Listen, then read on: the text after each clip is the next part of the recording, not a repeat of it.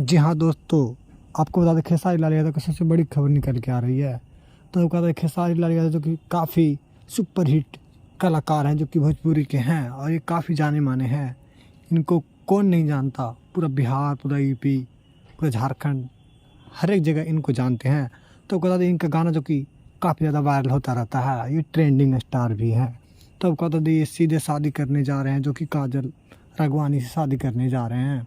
आपको बता दें खेसारी लाल यादव जो कि काजल राघवानी से काफ़ी ज़्यादा लव करते हैं।